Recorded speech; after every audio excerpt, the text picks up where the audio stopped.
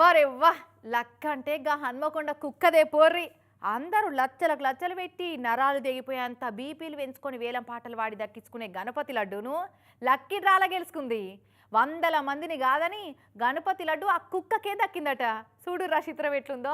అరే వా, ఏడ నక్క తొక్కదొక్కొచ్చిందో గాని లక్కీ డ్రాల మనుషులందరినీ కాదని గణపతి లడ్డును గెలిచిందట గీ లక్కీ కుక్క.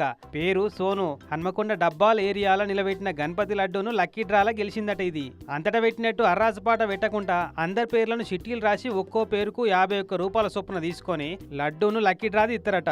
హాగో అట్లా ఈ కుక్కకు కిస్మత్ కలిసి వచ్చిందన్నట్టు. ఇదే కాలనీ నుండే గీ రాజేష్ వాణి అనేటోళ్ళు పెంచుకుంటున్నారు ఈ సోను శునకాన్ని. మరి ఈ కుక్క పేరు ఎందుకు వేసిరంటే గల్లీలో ఉన్నోళ్ళందరి పేర్లను చిట్టీలు రాపించినట్టే ఇంట్లో ఉన్న మనుషులతోటి సమానంగా పెంచుకుంటున్నారు కాబట్టి ఈ సోను పేరు కూడా రాపించారట అన్నోళ్ళు. అగో అట్లా దక్కిందన్నట్టు అదృష్టం. చిన్నగా లేదుగా లడ్డు సైజు కూడా 28 కిలోలట. 28 ఏళ్ల సంది పెడుతున్నారు కాబట్టి లడ్డు బరువు కూడా అంతే పెట్టిరట. అంతేనా రాజేష్ అన్న? 28 ఇయర్స్ కండక్ట్ చేస్తున్నాము. అందులో ప్రతి సంవత్సరం లక్కీ డ్రా కొనసాగిస్తున్నాము.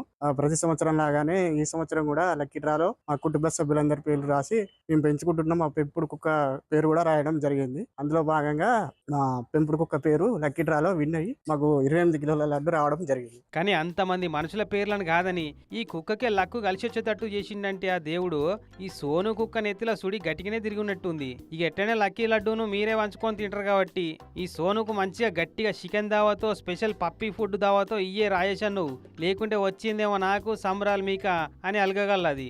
అసలే కుక్కకు బొక్క ఆశ అన్నట్టు ఆశ ఎక్కువ ఉంటుందట మరి వాటికి.